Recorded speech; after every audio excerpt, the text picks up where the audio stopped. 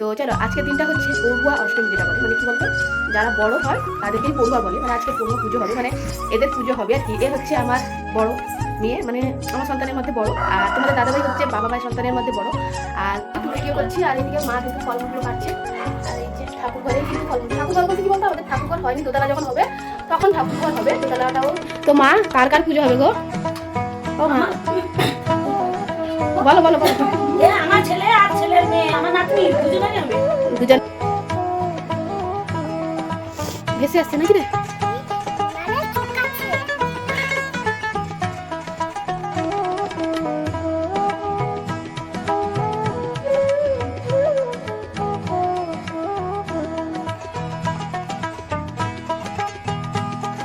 দেখো সন্ধ্যাবেলায় যে প্রসাদ নিয়ে বসেছি খেতে, শাশুড়ি মা দিয়ে গেল। আমার সত্যি একদমই ভালো লাগে, সত্যি ভালো লাগছে।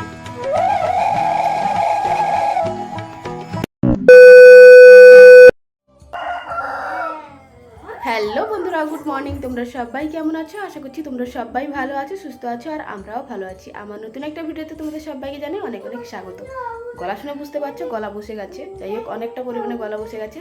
তো চলো আজ সারাদিন কী করি না করি সমস্ত কিছু তোমাদের সঙ্গে শেয়ার করবো, ভিডিওটা কন্টিনিউ দেখতে থাকো। আর এদিকে নিয়ে বক বক করছে।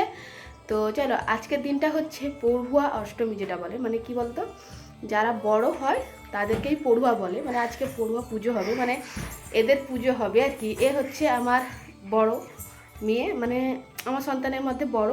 আর তোমাদের দাদাভাই হচ্ছে বাবা মায়ের সন্তানের মধ্যে বড়। আর আমার শ্বশুরমশাই হচ্ছে ওর বাবা মায়ের সন্তানের থেকে বড়। আর আমার দাদু যে, সেও কিন্তু মানে দাদুর বাবা মায়ের থেকে সন্তানে বড়। মানে আজকে বাড়িতে বাবা, এ এ মানে তোমাদের দাদা ভাই আর দাদু সবাই কিন্তু পড়ুয়া বড়, মানে পুজো হবে। তো সবার হবে কিনা জানি না, মোটামুটি এনার আর এনার বাবার কিন্তু পুজো হবে আজকে।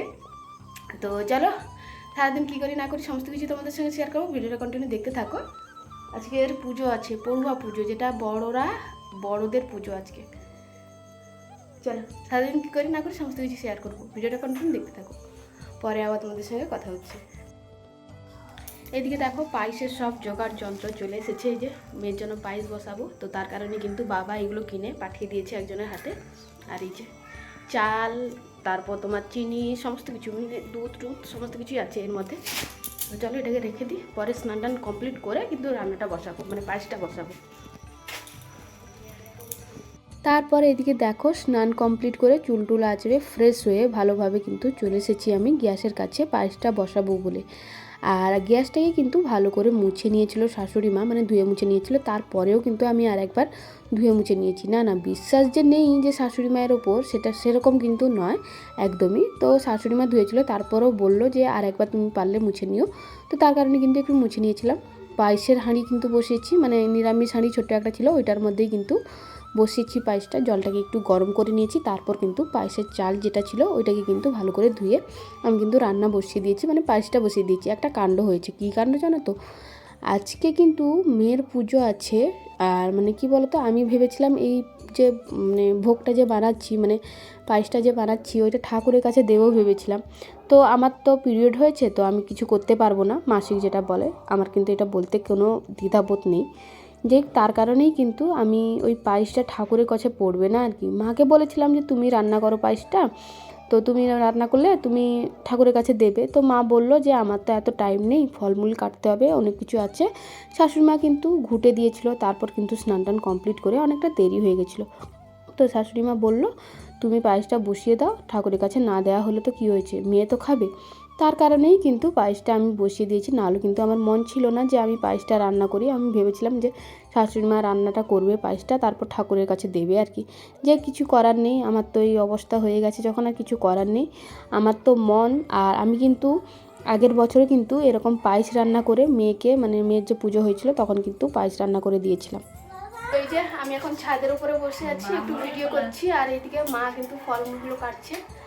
আর এই যে ঠাকুর ঘরেই কিন্তু ফলমূল, ঠাকুর ঘর বলতে কি বলতো, আমাদের ঠাকুর ঘর হয়নি, দোতলা যখন হবে তখন ঠাকুর ঘর হবে। দোতলাটাও কিন্তু প্রায় মানে হবে আর কি, শীঘ্রই হবে দোতলাটা। আর এই যে মা এখন ফলমূল কাটছে, এখানেই ঠাকুর রাখা আছে মানে সিঁড়ির মধ্যে, কারণ দোতলা কমপ্লিট হলে গিয়ে দোতলার মধ্যেই ঠাকুর ঘরটা হবে। আর এই যে, তো তো এদিকে দেখো মা কিন্তু ফলমূলগুলো কেটে নিয়েছে, মানে কাটতে বসেছিল, এখনই কিন্তু কাটা কমপ্লিট হয়ে গেছে। আর এই যে মা কিন্তু পুজো দেবে, আর আমি কিন্তু পুজোর মধ্যে হাত লাগাতে পারবো না। যাই হোক, ওই সাইডে কিন্তু আমি পায়েসটা বসিয়ে দিয়ে এসেছি, আর এদিকে মা কিন্তু ফলমূল সমস্ত কিছুই কাটছে। আর ওই সাইডে কিন্তু মন্দিরে কিন্তু পুজো হবে, তো ওইখানে কিন্তু মানে যেগুলো করার দরকার ওইগুলো কিন্তু করে দিয়ে এসেছে। আর মা কিন্তু স্নান করে নিয়েছে। তো মা, কার কার পুজো হবে গো? ও মা, বলো বলো বলো। আমার ছেলে আর ছেলের মেয়ে, আমার নাতনি দুজনেরই হবে। দুজনের পুজো হবে, মানে তোমাদের দাদা ভাইও বড় আর দিশা সোনাও কিন্তু বড়, তো তার কারণে কিন্তু দুজনের পুজো হবে। আর দাদুও কিন্তু আমাদের বাড়ি দাদুও কিন্তু বড়, আর আমার শ্বশুরমশাইও কিন্তু বড়, মানে বড়দের কিন্তু পুজো হয়। তো এখানে আমার বাড়ির মধ্যে কিন্তু 4 জন বড় আছে আর কি। আর এই যে কিন্তু করা হয় দুজনেরই, মানে তোমাদের দাদাভাই আর দিশা সোনার দুজনেরই কিন্তু পুজোটা করা হয়। আর এই যে আর সবাই বক বক বক বক করছে। তারপর এইদিকে দেখো আমারও কিন্তু পায়েস রান্না কমপ্লিট হয়ে গেছিলো, আর শাশুড়ি মায়ের কিন্তু ফলমূলগুলো কাটা কমপ্লিট হয়ে গেছিলো। তারপর কিন্তু শাশুড়ি মা শাড়িটা চেঞ্জ করে কিন্তু এখন দেখো পুজো দিতে চলে এসেছিলো। দিশা সোনা কিন্তু ছিল, আর মা কিন্তু পুজো দিচ্ছিল দুজনের নামে, মানে তোমাদের দাদাভাই আর দিশা সোনার নামেই কিন্তু পুজোটা হচ্ছিল আজকে। আর এই পুজো নাকি এই মানে কি বলতো মন্দিরেই দিতে হয়, মানে তুলসী তলায় কিন্তু এই মানে পুজোটা দিতে হয় আর কি। আর এই পুজো কিন্তু অনেক জায়গায়, প্রায় বলতে গেলে অনেক জায়গায় হয়। আর এই পুজো কিন্তু বিভিন্ন জায়গায় বিভিন্ন ধরনের নামে মানে পরিচিত, মানে আমাদের গ্রামে আমরা যেভাবে ডাকি মানে পড়ুয়া অষ্টমী বলে বলি এই পুজোটা। আর বিভিন্ন জায়গায় কিন্তু বিভিন্ন নাম থাকে এই পুজোর। আর এই পুজো যার হয় মানে যারা বড় যার পুজো হয় তাদেরকে নাকি নতুন পোশাক আশাক পরতে হয়, নতুন পোশাক আশাক পরে কিন্তু পুজোতে বসতে হয়। আর দিশা সোনার কিন্তু এই জামাটাই কিন্তু পরেছিল। যাই হোক, ওর জন্য জামা আর কিনে দেওয়া হয়নি। আর এইদিকে দেখো ওর দাদু যেটা দিয়েছিল ওটাই কিন্তু ছিল, ও কিন্তু গায়ে তোলেনি, তার কারণে কিন্তু এটা পরিয়ে দেওয়া হয়েছিল। আর বেশ কয়েকটা ফটো তোমাদের সঙ্গে শেয়ার করলাম, যেটা ননদিনীর সঙ্গে শাশুড়ি মায়ের সঙ্গে দিশা সোনা আর মায়ের সঙ্গে যেগুলো ফটো তুলেছিলাম না, ওইগুলো তোমাদের সঙ্গে একটু ছোট্ট করে শেয়ার করলাম। তারপর এদিকে দেখো পায়েস নিয়েছিলাম, মানে পায়েস রান্না যে করেছিলাম না ওইগুলো নিয়ে কিন্তু এখন বসে গেছিলাম খেতে। পুজো তো দেওয়া কমপ্লিট হয়ে গেছিলো। আর ওই সাইডে কিন্তু ননদিনীরও কিন্তু আজকে পুজো, মানে ননদিনী কিন্তু বড়, আর ওদের বাড়িতে পায়েস টাইস হয়নি, মানে ফলমূল হয়েছিল, পায়েসটা হয়নি আর কি। তো ওকে ডাকলাম, বললাম যে তুমি এসে আমাদের বাড়িতে একটু পায়েস খেয়ে যাও। ও তো আসবে না বলছিল, আর ও না মিষ্টি টিষ্টি সেরকম পছন্দ করে না। অল্প একটু করে পায়েস দিয়েছিলাম, ও খাচ্ছিল আর টিভি দেখছিল, মানে ও যে কী ভাবছিল, টিভি দেখছিল নাকি ও কী একটা ভাবছিল। যাই হোক, ও কিন্তু পায়েস খাচ্ছিলো, আর আমি কিন্তু একটা বাটির মধ্যে পায়েস নিয়ে এসেছিলাম, আমিও খাচ্ছিলাম, সঙ্গে দিশা সোনাকেও খাওয়াচ্ছিলাম। আর ও কিন্তু পায়েসের মধ্যে থেকে কাজু কিশমিশ ওইগুলোই বেছে বেছে খাচ্ছিল। খাওয়া দাওয়া কমপ্লিট করে এখন চলে এসেছিলাম হেসেলে রান্নাবান্না করতে। আর আজকে কিন্তু মানে পুজো আছে ঠিকই, কিন্তু অনেক জায়গায় নিরামিষ রান্নাবান্না কেউ করে, আবার কেউ কিন্তু মাছ মাংসও করে। তো আমি করেছিলাম আজকে নিরামিষ রান্নাবান্না। তো রান্নাবান্না কিন্তু কমপ্লিট করে নিয়েছি অলরেডি। আর শেষে কিন্তু আমি বসেছিলাম কুমড়ো যে ফুলগুলো থাকে না ওইগুলোকে একটু বড়া করব বলে কিন্তু বসে গেছিলাম। আর রান্নাবান্না কমপ্লিট করার পরই কিন্তু এই কুমড়ো ফুলের বড়াটা কিন্তু ভাজছিলাম।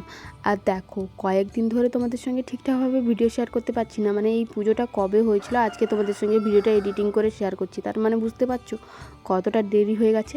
আর 4-5 দিন ধরে কিন্তু আমার মেয়ের মানে 3-4 দিন কিন্তু আমার মেয়ের শরীর ভালো নেই, একদমই ভালো নেই, মানে শরীরটা প্রচুর পরিমাণে খারাপ, জ্বর কাটছিলই না, আর সঙ্গে কিন্তু কাশি প্রচুর পরিমাণে হয়েছিল। আর একজন মা হয়ে মেয়ের যদি শরীর অসুস্থ থাকে কি করে তোমাদের সঙ্গে ভিডিওগুলো এডিট করে শেয়ার করি বলো। তো এদিকে দেখো সন্ধ্যাবেলায় যে প্রসাদ নিয়ে বসেছি খেতে, শাশুড়ি মা দিয়ে গেল। আমার শরীরটা একদমই ভালো নেই, সত্যি কথা বলছি।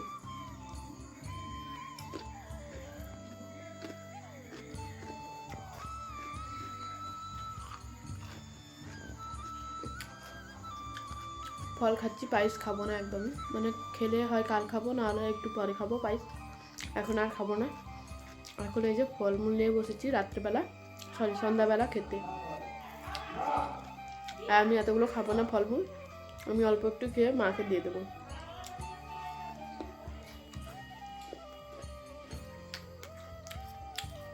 চলো পরে আবার কথা হবে। আমার মুখ চোখের অবস্থা থেকে বুঝতে পারছি আমার শরীরটা একদমই ভালো নেই।